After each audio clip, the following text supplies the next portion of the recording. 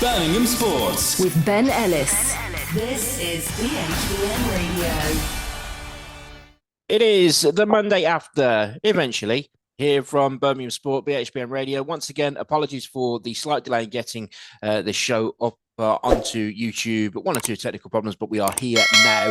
And I want to say, first of all, thank you for having a look at all of our highlights packages, which we have put up on Monday. The numbers there are very encouraging indeed. What we do is we have a look back at the action that we've covered across the Hospital Radio Network in Birmingham. That is BHBN over the course of the weekend. We had live football on Saturday afternoon from St Andrews. It was an eventful game. And covering it for us there was Kim Smith. And Kim joins us on the line right now. How are you doing, Kim? I'm fine, thanks, Ben. How's it going? It's going fine. Your camera seems to have gone off, though. Oh, that's weird. Hang on. Yes, somebody fed Gizmo after midnight. That's what's been happening these last 24 hours or so. You're there now, which is good. Which is good. And West Bromwich Albion, they got back to winning ways in the Championship on Saturday afternoon. And there for us was Jonathan Wimbush. And Jonathan is here now. How you doing, John? Not too bad, Ben. All the gremlins gone now? Hopefully, yeah. Hopefully, yeah. I can't say with absolute certainty that they have, but I've got my fingers crossed. So it's been an interesting weekend. It's been a mixed bag in terms of results. We're going to start in the Premier League, though, and Aston Villa, probably with the surprise result of the entire weekend in the Premier League, going to the Tottenham Hotspur Stadium, coming from behind to win by 2-1. Two incredible goals from Morgan Rogers and Emi Buendia with the finish, but the build-up for the winning goal was fantastic. And John, I want to come to you first. It does seem now, after that horrific start that Villa had, that they do seem to have got their season on track now. Yeah, absolutely. And that's 5 wins in all competitions, I believe, for Aston Villa. It's been a long time since they didn't score a single goal for quite a number of games until the draw with Sunderland. And I've seen the highlights of that game now, and the pass from Cash to Diakite. No, get your head out from your West Brom backside. We're talking about Aston Villa here. Yeah. Luca Digne, that's the one. Yeah, okay, sorry. But, that pass and the couple of touches to get it to Buendia, and then Buendia's strike, absolutely deserved of a winning goal. And, it's onwards and upwards for Villa at the moment. I'll let you talk about the next opponent they've got, because I know you've got your own theories about them. That theory doesn't stack up anymore. When things were going really, really bad at the start of the season, I looked at Go Ahead Eagles in the Europa League, thinking, well, that's Crystal Palace in disguise, because they're trying to get back into it after being chucked out and put into the Europa League. Well, we'll just play them. We'll call ourselves Go Ahead Eagles. We'll still get in.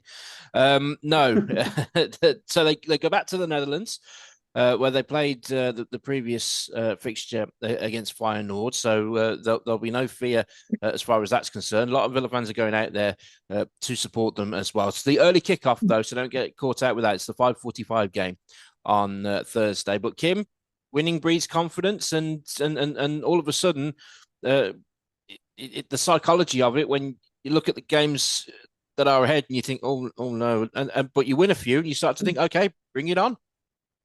Oh, yeah, definitely. I mean, obviously, we were all joking about Aston Villa nil at the start of the season, but they seem to be getting themselves into shape. So I'm sure you can go off to the Netherlands on Thursday with confidence that you could well get something out of it. You would think so, and I think Villa are amongst the favourites to win the Europa League. What they have been is actually very clinical since they have started scoring goals. They've not been having a barrel load of chances. There are only 2 efforts on goal at Spurs were the 2 goals that they scored. I don't recall a lot of saves that the Burnley keeper Dubravka had to make, although I think he is a good goalkeeper.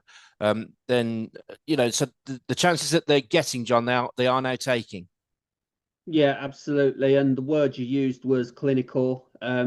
Everyone seems to be getting on the same page now. After it seemed like it was a team of strangers at the start of the season. And yes, while they're not creating as many shots, like you said, the two shots they did have both resulted in goals against Tottenham. So yeah, it's probably something that Unai Emery's got to sort out, like creating more chances and getting more shots off in a game. But yeah, 2 shots, 2 goals. You can't argue with that.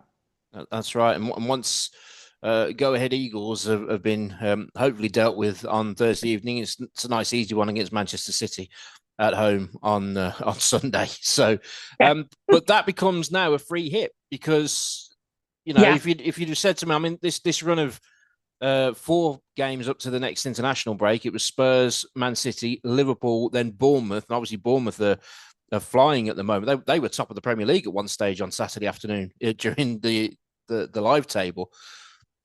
So I think, well, I'll take a point from each of those games at the moment, making 4. We've already got 3 now, having won at Spurs. So the pressure is off now going into a game against Man City, who do look like they've rediscovered their mojo a bit, actually, of Man City. So it's definitely going to be a tough game.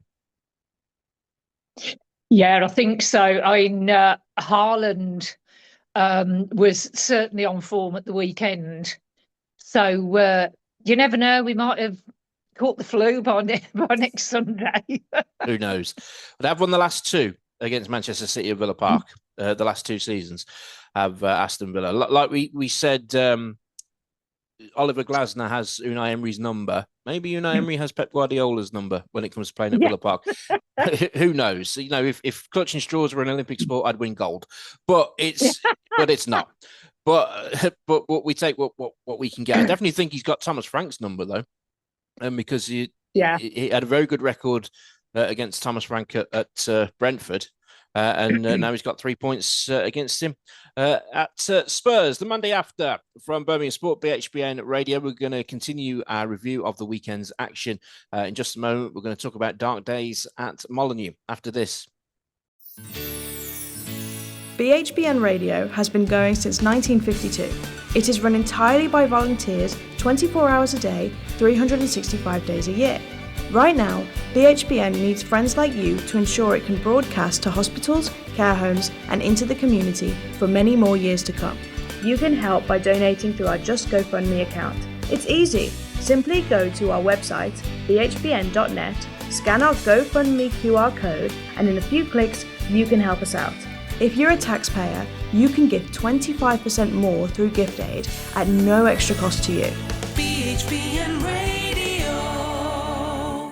It is the Monday after from Birmingham Sport, BHBN Radio, looking back at the weekend's action. Wolves now rooted to the bottom of the Premier League table. 2 points. Oh, by the way, Jonathan Wimbush, I'm quite happy looking at the league table now. It said a few weeks ago that I wasn't interested at all when Villa was second. I don't mind it now. It's fine. Yeah. So Wolves, they are rooted to the bottom of the table and have only 2 points and came away with nothing from Sunderland on Saturday evening. Vitor Pereira, in his post-match interview, a couple that I heard actually, he said that there were things that he did like, but there were definitely moments in the game on Saturday where the players were not doing as he had told them to do throughout the week. Now well, there's lots of concerns when it comes to Wolves at the moment, but if I'm a Wolves fan like yourself, John, I wouldn't. If you just knew, it's a running joke. Okay. Yeah. That would concern me if I heard my manager say that. Yeah, absolutely. I'll go to a lot of Wolves games. There you go. See, you just confirmed it. There you go. Become something of a Wolves expert on the team, even though my allegiances are elsewhere in the Midlands. But yeah, it's all a little bit deja vu at the moment at Molineux, because we heard this same story this time last year, and it was a case of with Gary O'Neill, having a very poor start to last season. throwing players under the bus, getting sacked. Wolves bring in Vita Pereira. He goes on a season-saving run of 6 games without a defeat, and then at the end of the season starts poorly again. And it carries on with another poor start to the season. And this time, I think it's much worse than the one with Gary O'Neill, because at least they got points within the first 10 games, a lot more than the 2 points they've got now. So I believe it is a worse start than what Gary O'Neill had last season. But it's all a little bit deja vu at the moment for me. Don't see me going to Blues games, by the way. I'm just saying. Right. Although I wouldn't complain if I was. Every now and then. I wouldn't complain if I was sent there, quite honestly. But there are two main problems here, Kim, with Wolves. One, they sold their best players in the summer, which you can't keep doing. There's no way you're going to keep getting away with that if you do it year after year. There's countless examples of teams that have been selling clubs in the Premier League that have reinvested the money, but that cycle runs out eventually. You know, it happened to Southampton when they had the likes of Gareth Bale and Theo Walcott. You know, it happened at Leicester a lot of the time. You know, eventually they get caught out and they go down. The other thing, of course, is that the three that came up don't look like they're going to be the three that are going down. So there's a lot more pressure on the teams that are in and around the bottom three this season for fear of getting dragged down. Yeah, definitely. And as you say, they've sold the best players, they've bought new players in, but I think all of them are new to the Premier League. And that's always a risk. Okay, we know that clubs do find hidden gems in places and they come in and they slot into the Premier League quickly. But at the moment, that's not happening at Wolves. And some of them are running around looking as though they've never met each other before. Yeah, definitely. And it's one thing from a fan's point of view. In many ways, it's easier as a fan watching your team when you see it's difficult to take, but it's easier to kind of deal with when you see the players are not putting it in, they're not trying, or they are throwing the towel in, because you've got then something that you can be angry about, that you can be cross about. You can get that frustration out of yourself. When you see, and I saw this the year Villa went down, when you see them, they are actually giving everything they've got, but they just are not good enough. It's like, well, I can't really be that mad at them because they are giving it their best shot. And so then your anger, I suppose, goes towards the touchline and then to the boardroom with Wolves fans as far as that's concerned. And John, you're gonna be there, of course, on Sunday against Burnley. I mean, that's the third of the promoted teams that they're going to have played within the first 9 games of the season. They've lost the other two already. Yeah, of course, and they've got Fulham, I believe, next in the league after that. So if they don't get a win from those 2 games, then there's going to be some serious questions from the Wolves fans towards the Wolves board concerning Vita Pereira, because he's had a 3-year contract. That's another thing.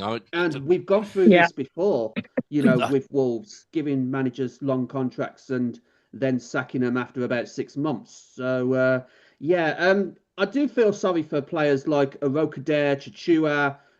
John Arias is trying his hardest, getting balls into the box, only for Strand Larsen to be nowhere near them. It's one that, like you said, first time certain players have been in the Premier League playing for Wolves, and they're finding it very difficult. Kriech, who scored the own goal against Sunderland this past weekend, he has his moments, but he's finding it very difficult. Got mistakes in him though, hasn't he? We saw that when he gave that free kick away against Leeds, and they were punished. Has Strand Larsen scored a goal since they gave him that contract? I don't believe he has. I can't think of one. Only in the cup game against and they thought, the only one I remember. They fought tooth and nail to keep him on transfer deadline day because Newcastle were were interested, weren't they? And Yeah. and Vitor Primero made it quite clear, if he goes, we are down and I'm gone. And okay, fair play to them. They've held on to him. Then they gave Strand Larsen a huge new contract as well, and he hasn't scored a goal. And it's just like you're almost banging your head against a brick wall, aren't you? But it is a big game on Sunday, and it's going to be covered by the BHBN team on Sunday afternoon. The best of the action across the wards. You can check out our highlights from all of the games that we cover on our YouTube channel. There's a link in the description of this to the games at the weekend, which included a humdinger at St Andrews in the Championship, and we'll be talking about it next. BHBN Radio has been going since 1952. It is run entirely by volunteers 24 hours a day, 365 days a year. Right now, BHBN needs friends like you to ensure it can broadcast to hospitals, care homes, and into the community for many more years to come. You can help by donating through our Just GoFundMe account. It's easy. Simply go to our website, bhbn.net, scan our GoFundMe QR code, and in a few clicks, you can help us out. If you're a taxpayer, you can give 25% more through gift aid at no extra cost to you. BHBN Radio. It's the Monday after, eventually, here from Birmingham Sport, BHBN Radio. So we had one or two technical issues, but we are back on track now. What do Birmingham City need to do, Kim Smith, to get back on track themselves? Well, I suppose the quick answer to that is find an alternative to Jack Robinson, who has now managed to get himself sent off twice, and I think he scored at least 2 own goals. And certainly social media was buzzing about that after the game.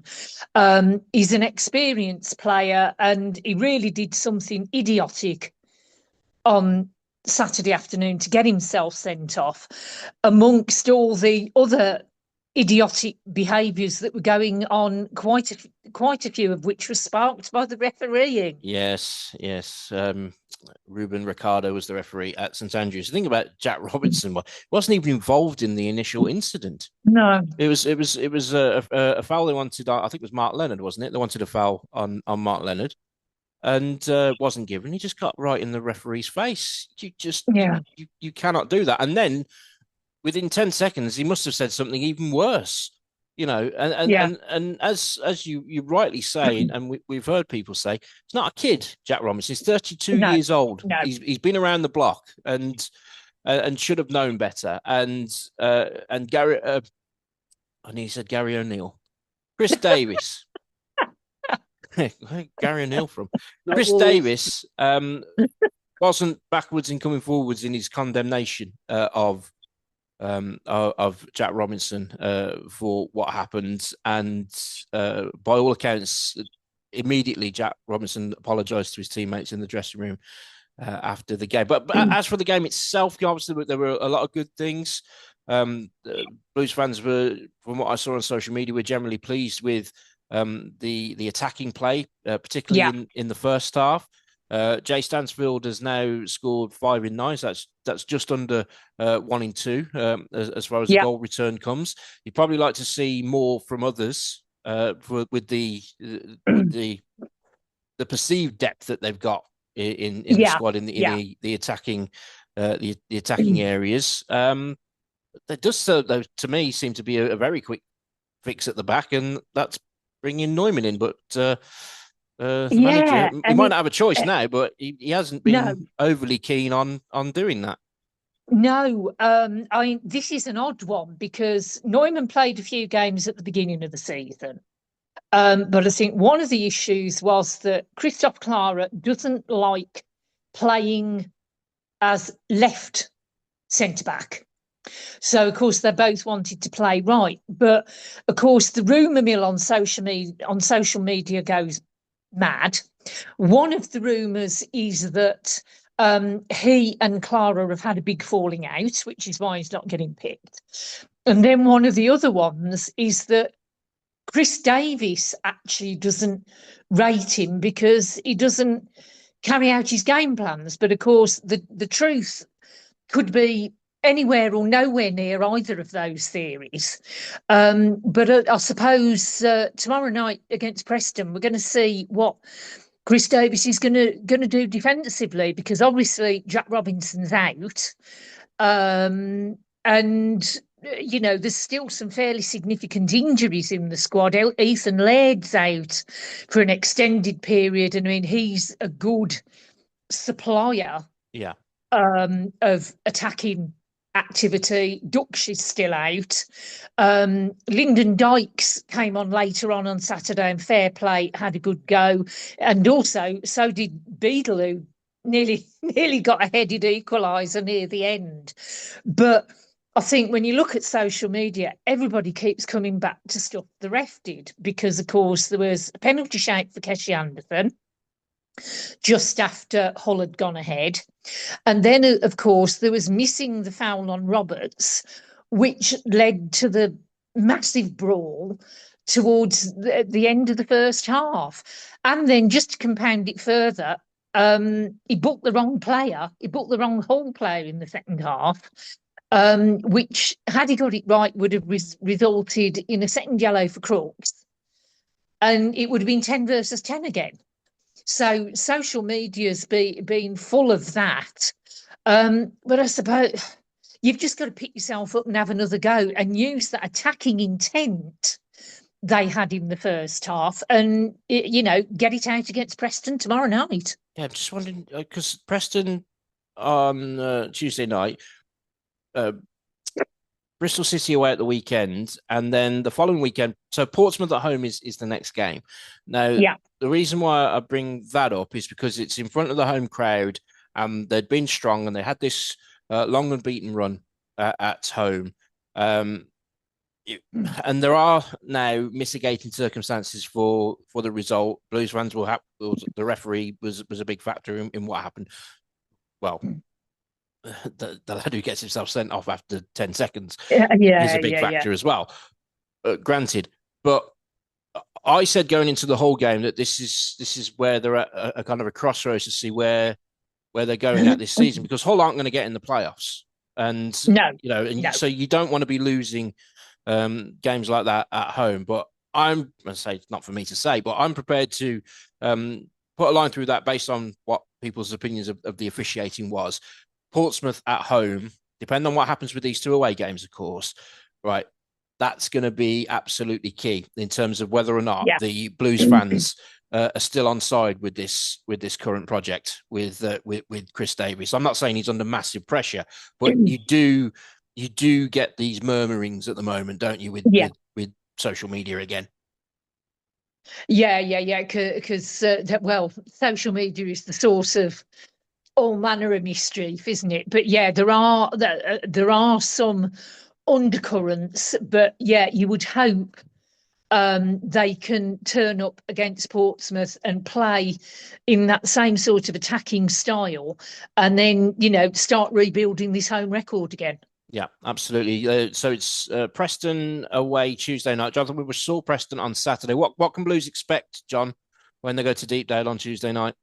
Well, I was in the post-match press conference after their defeat. Paul Heckenbottom mentioned that the games aren't won with 11-man teams, so there's going to be a little bit of squad rotation. He'd already rotated in anticipation of the West Bromwich Albion game. So the starting 11 for Preston, Kim, for Albion probably won't be the same when they face Blues tomorrow. So Paul Heckenbottom is all about the squad rotation at the moment. So we'll see when the lineups are announced about an hour or so before the game, what kind of team he brings out.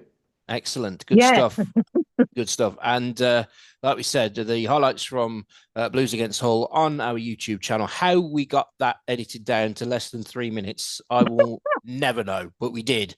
And the numbers are good as far as the views are concerned. So please do keep liking and sharing those. We really do appreciate it. Moving over to the Hawthorns now. West Bromwich Albion back to winning ways against Preston, who we just talked about, and getting back to winning ways with a decent performance chance after the apparent horror show at Millwall before the international break, and finally, Jonathan Wimbush, we've seen Mikey Johnston do what he did when he was on his initial loan spell. Yeah, absolutely. A classic signature Mikey Johnston move to open the scoring.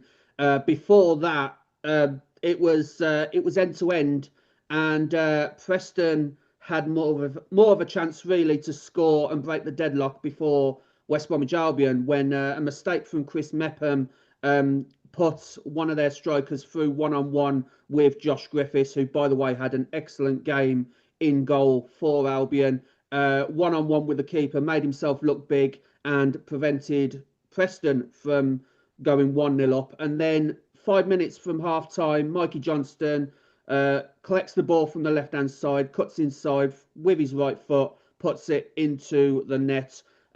Like you said, a classic move that he used to do when he was on loan at West Brom from Celtic. And then in the second half, Alex Moat does well to win the ball. Some Preston fans in the Smethwick end felt that he had fouled his man in winning that ball, but the referee deemed it to be clean. He ran up towards the attacking half, diagonal ball to Isaac Price, and then Isaac Price just curled it around the goalkeeper for 2-0. Of course, West Bromwich Albion can't seem to keep a clean sheet. So it was Preston's substitutes of Jebbenson and Smith that combined to make it a little bit more nervy for West Brom fans and make it 2-1. 9 minutes added on, and we don't know where the ref got 9 minutes from, to be honest, because there was only really stoppages for substitutes, so that did nothing to help the nerves. But eventually, West Bromwich Albion did win, and everyone sung the praises of both Johnston and Price. Cats just don't care when they're on camera, do they? No, they don't. No. Do you want to introduce us to your friend? Yeah, this is Tigger. Tigger. Obviously, I didn't name him. Well, we don't know that. What do you mean, obviously? How do we know that? I didn't name him. I didn't name him, but he's named after a certain cartoon character. Yeah. The thing is, you've just named the cartoon character. You can't say a certain cartoon character after you just named the car. We know who you're talking about. Yeah, I know who I'm on about, but it wasn't me that named him. Well, hello, Tigger. Kim's got a cat, but we haven't seen that yet. No, I have a rabbit. I have a rabbit. I have a rabbit, which is firmly under lock and key. Let me tell you. But yeah, go back to the Albion, John. The thing about Mikey Johnston is, and I'm a big fan of Mikey Johnston. He caught the eye in that initial loan spell. But if you're daft enough, if you are defending for Preston on the right hand side, to just allow him to come in off the left on his right foot and get a shot in, you're asking for trouble, quite frankly. Yeah, absolutely. But no, he found the top corner and took it well, and Isaac Price's goal was effective as well. Go to Watford midweek, back under Javi Gracia, his second spell in charge. I literally think Watford have just gone through everybody that they can and gone back to where they started now in terms of their managers. I do. It's like those in the old-fashioned days when we didn't have computers and anything. You'd get like that little roller thing on the desk with the name cards in. That's what Watford have done, and they've got Javi Gracia back. They had a defeat at Sheffield United on Saturday, again under Chris Wilder. Talk about a merry-go-round. And then it is lunchtime action away at Ipswich on Saturday, John. Yeah, and the ever-revolving door at Vicarage Road. That's the best way to describe things at Watford, for the past 10 years, something like that. But yeah, they're back to where they started. They're struggling a little bit at the moment, down in 15th, on the same points as Birmingham, but got a superior goal difference to the Blues. But yeah, I think that with the win against Preston, the momentum will be with West Brom, and hopefully get something from Vicarage Road, because after the win, West Brom were up to 4th. They're now down to 5th, thanks to the late game where Leicester got a point and they go above us on goal difference to 4th. So it's just a case of kicking on from there. And then obviously Ipswich, a couple of ex-Albion players that currently play for them. Alex Palmer in goal for Ipswich, Cedric Kipre, Dara O'Shea. And they know all about how things go with West Bromwich Albion, obviously being former teammates. Darnell Furlong is in there as well in the Ipswich lineup. So it's probably going to be tough just by virtue of they used to be our players and know all about us and what we do. Absolutely, no doubt about that. And you can hear Jonathan Wimbush's commentary of West Brom's victory against Preston on our YouTube channel, and the thoughts of Ryan Mason as well. The entire team are back this weekend with more great coverage. We've got the show on Saturday afternoon, and then our commentaries are going to be taking place on Sunday.